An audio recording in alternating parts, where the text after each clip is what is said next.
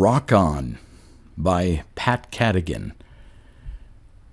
Originally published in an anthology called Light Years and Dark, Science Fiction and Fantasy of and for Our Time in 1984.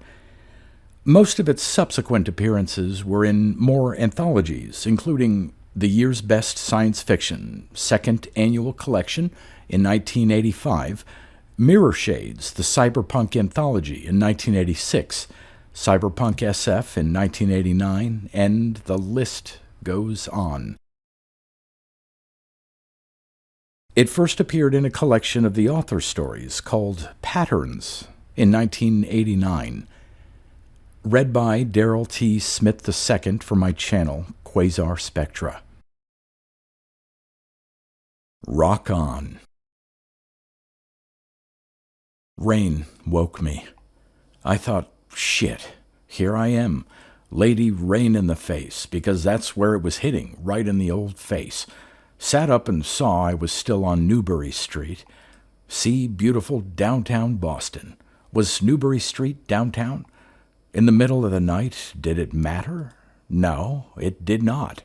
And not a soul in sight. Like everybody said, let's get Gina drunk, and while she's passed out, we'll all move to Vermont. Do I love New England? A great place to live, but you wouldn't want to visit here. I smeared my hair out of my eyes and wondered if anyone was looking for me now. Hey, anybody shy of 40-year-old rock and roll sinner? I scuttled into the doorway of one of those quaint old buildings where there was a shop with the entrance below ground level. A little awning kept the rain off but pissed water down in a maddening beat. Wrung the water out of my wrap pants and my hair and just sat being damp. Cold, too, I guess, but didn't feel that so much.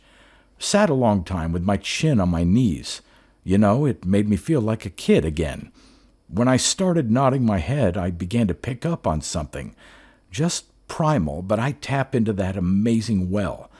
Man o' war, if you could see me now. By the time the Blue Boys found me, I was rocking pretty good.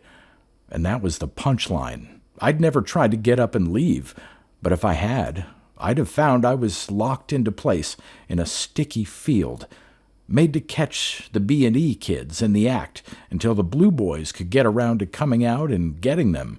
I'd been sitting in a trap and digging it. The story of my life. They were nice to me.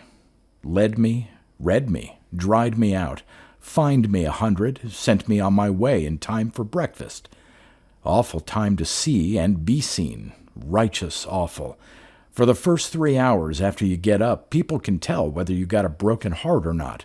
The solution is either you get up real early so your camouflage is in place by the time everybody else is out, or don't go to bed.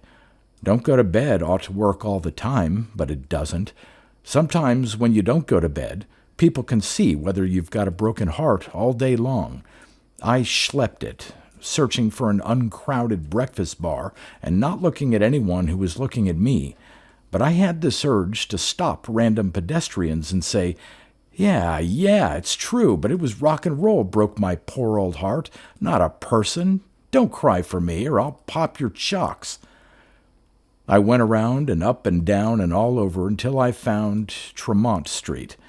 It had been the pounder with that group from the Detroit crater. The name was gone, but the malady lingered on.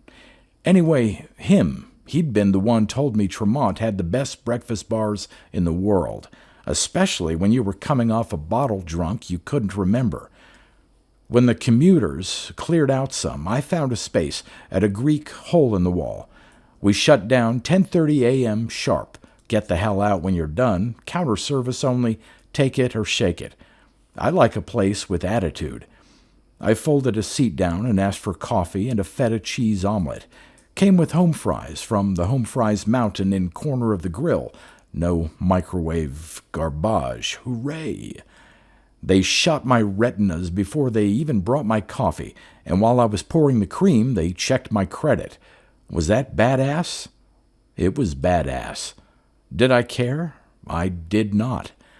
No waste, no machines when a human could do it, and real food, None of this edible polyester that slips clear through you so you can stay looking like a famine victim, my dear.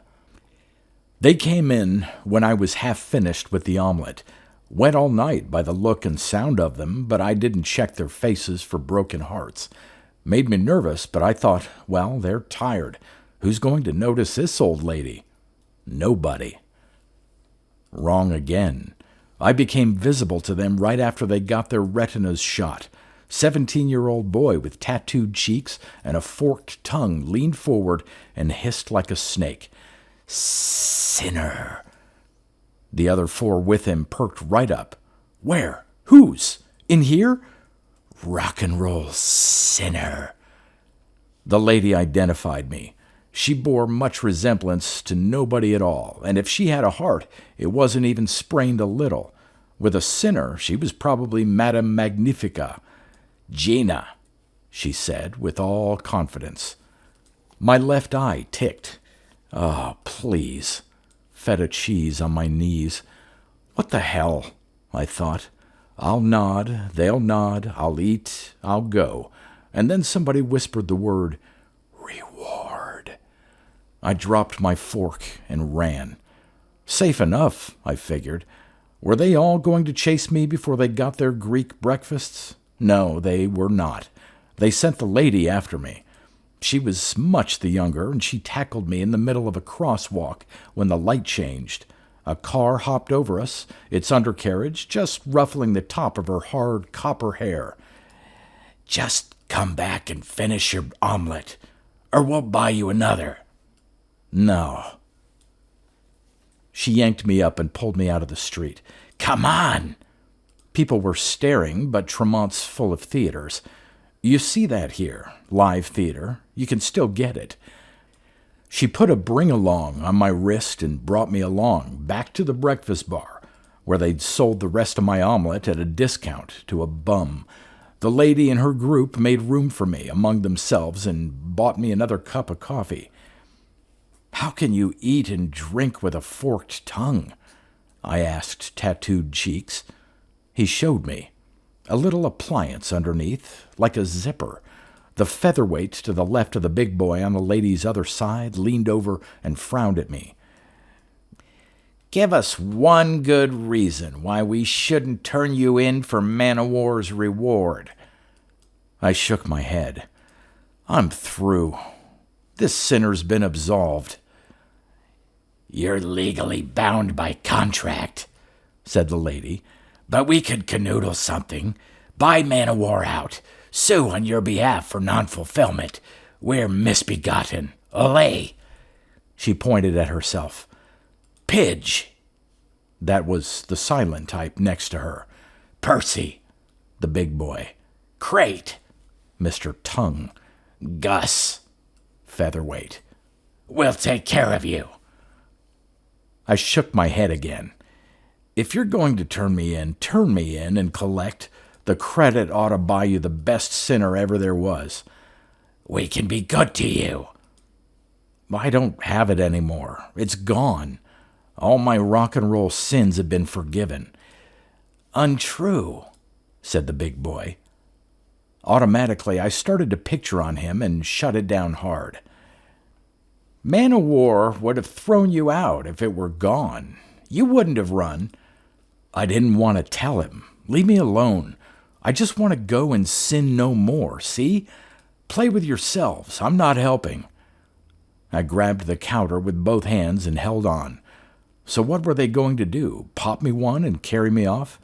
As a matter of fact, they did. In the beginning, I thought, and the echo effect was stupendous. In the beginning, the beginning, the beginning.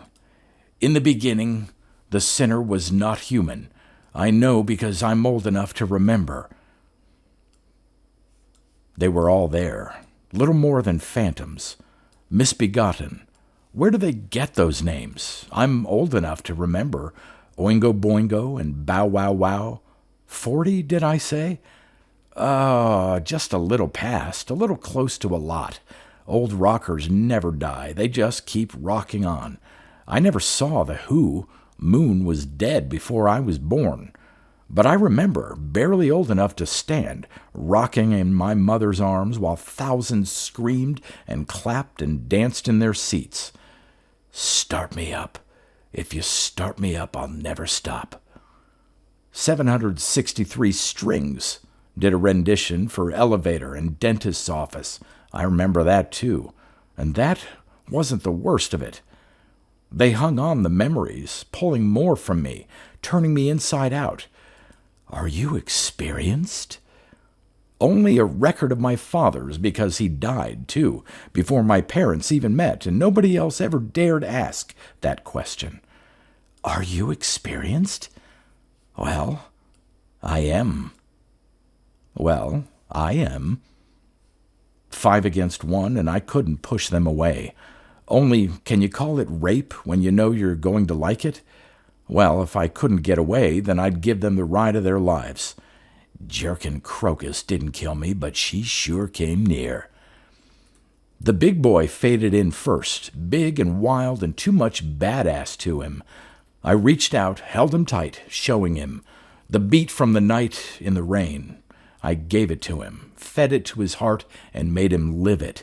Then came the lady, putting down the bass theme. She jittered, but mostly in the right places. Now the crate, and he was, slithering around the sound, in and out. Never mind the tattooed cheeks, he wasn't just flash for the fools. He knew.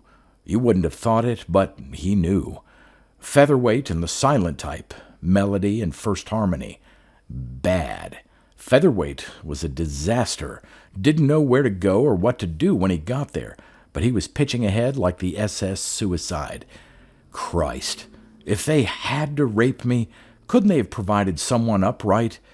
The other 4 kept on, refusing to lose it, and I would have to make the best of it for all of us. Derivative, unoriginal, Featherweight did not rock. It was a crime, but all I could do was take them and shake them. Rock gods in the hands of an angry sinner. They were never better. Small change getting a glimpse of what it was like to be big bucks. Hadn't been for Featherweight, they might have gotten all the way there. More groups now than ever there was, all of them sure that if they just got the right sinner with them, they'd rock the moon down out of the sky. We maybe vibrated it a little before we were done. Poor old Featherweight. I gave them better than they deserved, and they knew that, too. So when I begged out, they showed me respect at last and went. Their techies were gentle with me, taking the plugs from my head, my poor old throbbing, abused, broken-hearted, sinning head, and covered up the sockets. I had to sleep, and they let me. I hear the man say, "That's a take. Righteously. We'll rush it into distribution. Where in hell did you find that sinner?" Synthesizer, I muttered, already asleep. The actual word, my boy, is synthesizer. Crazy old dreams. I was back with Man-O-War in the big CA, leaving him again, and it was mostly as it happened, but you know dreams.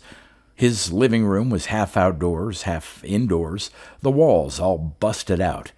You know dreams. I didn't think it was strange. Man-O-War was mostly undressed, like he'd forgotten to finish. Oh, that never happened. Man-O-War forget a sequin or a bead? He loved to act it out, just like the crate. No more, I was saying, and he was saying, "But you don't know anything else, you shitting?" Nobody in the big CA kids. They all shit. Loose juice. Your contract goes another 2, and I get the option. I always get the option. And you love it, Gina. You know that. You're no good without it. And then it was flashback time, and I was in the pod with all my sockets plugged, rocking Man-O-War through the wires, giving him the meat and bone that made him Man-O-War, and the machines picking it up. Sound and vision so all the tube babies all around the world could play it on their screens whenever they wanted. Forget the road, forget the shows, too much trouble. And it wasn't like the tapes. Not as exciting, even with the biggest FX. Lasers, spaceships, explosions. No good. And the tapes weren't as good as the stuff in the head. Rock and roll visions straight from the brain. No hours of setup and hours more doctoring in the lab. But you had to get everyone in the group dreaming the same way. You needed a synthesis. And for that, you got a synthesizer. Not the old kind, the musical instrument, but somebody to channel your group through, to bump up their music and their tube-fed little souls, to rock them and roll them the way they couldn't do themselves. And anyone could be a rock and roll hero then. Anyone. In the end, they didn't have to play instruments unless they really wanted to. And why bother? Let the synthesizer take their imaginings and boost them up to Mount Olympus. Synthesizer. Sinner. Not just anyone can do that. Sin for rock and roll. I can. But it's not the same as jumping all night to some bar band nobody knows yet. Man of War in his blown-out living room came back, and he said, "You rocked the walls right out of my house. I'll never let you go." And I said, "I'm gone." Then I was out, going fast at first because I thought he'd be hot behind me, but I must have lost him, and then somebody grabbed my ankle. Featherweight had a tray, like he was Mr. Nursey, Angel of Mercy, nudged the foot of the bed with his knee, and it sat me up slow. She rises from the grave. You can't keep a good sinner down. "Here." He set the tray over my lap, pulled up a chair. Some kind of thick soup in a bowl he'd given me, with veg wafers to break up and put in. "Thought you'd want something soft and easy." He put his left foot up on his right leg and had a good look at it. "I never been rocked like that before." You don't have it. No matter who rocks you ever in this world. Cut and run. Go into management. The big money's in management. He snacked on his thumbnail. "Can you always tell? If the stones came back tomorrow, you couldn't even tap your toes. What if you took my place? I'm a sinner, not a clown. You can't sin and do the dance. It's been tried. You could do it, if anyone could." "No." His stringy corn silk fell over his face, and he tossed it back. "Eat your soup. They want to go again shortly." "No." I touched my lower lip, thickened to sausage size. "I won't sin for Man of War, and I won't sin for you. You want to pop me one again, go to. Shake a socket loose, give me aphasia." So he left and came back with a whole bunch of them, techies and do kids, and they poured the soup down my throat and gave me a poke and carried me out to the pod so I could make Misbegotten this year's Firestorm. I knew as the first tape got out, Man of War would pick up the scent. They were already starting the machine to get me away from him, and they kept me good in the room, where their old sinner had done penance, the lady told me. Their old sinner came to see me, too. I thought, poison dripping from his fangs, death threats, but he was just a guy about my age with a lot of hair to hide his sockets. I never bothered, didn't care if they showed. Just came to pay his respects. How'd I ever learn to rock the way I did? Fool. They kept me good in the room. Drunks when I wanted them, and a poke to get sober again. A poke for vitamins, a poke to lose the bad dreams. Poke, pig in a poke. I had tracks like the old B&O, and they didn't even know what I meant by that. They lost featherweight, got themselves someone a little more righteous, someone who could go with it and work out. 16-year-old snip girl with a face like a praying mantis. But she rocked, and they rocked, and we all rocked until Man of War came to take me home. Strutted into my room in full plumage with his hair all fanned out, hiding the sockets, and said, "Did you want to press charges, Gina, darling?" Well, they fought it out over my bed. When Misbegotten said I was theirs now, Man of War smiled and said, "Yeah, I bought you. You're all mine now, you and your sinner, my sinner." That was truth. Man o' War had his conglomerate start to buy Misbegotten right after the first tape came out. Deal all done by the time we'd finished the third one, and they never knew. Conglomerates buy and sell all the time. Everybody was in trouble but Man o' War. And me, he said. He made them all leave and sat down on my bed to relay claim to me. Gina. Ever see honey poured over the edge of a sawtooth blade? Ever hear it? He couldn't sing without hurting someone bad, and he couldn't dance, but inside, he rocked. If I rocked him. I don't want to be a sinner, not for you or anyone. It'll all look different when I get you back to CA. I don't want to go to a cheesy bar and boogie my brains till they leak out the sockets. No more, darling. That was why you came here, wasn't it? But all the bars are gone and all the bands. Last call was years ago. It's all up here now. All up here. He tapped his temple. You're an old lady, no matter how much I spend keeping your bod young. And don't I give you everything? And didn't you say I had it? It's not the same. It wasn't meant to be put on a tube for people to watch. But it's not as though rock and roll is dead, lover. You're killing it. Not me. You're trying to bury it alive. But I'll keep you going for a long, long time. I'll get away again. You'll either rock and roll on your own or give it up. But you won't be taking it out of me anymore. This ain't my way. It ain't my time. Like the man said, I don't live today. Man o' War grinned. And like the other man said, rock and roll never forgets. He called in his do kids and took me home.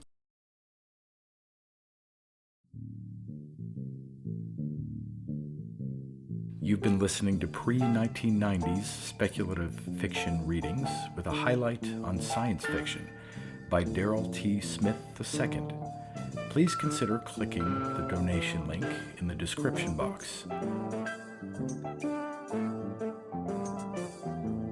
Thank you so much for your time and your imagination.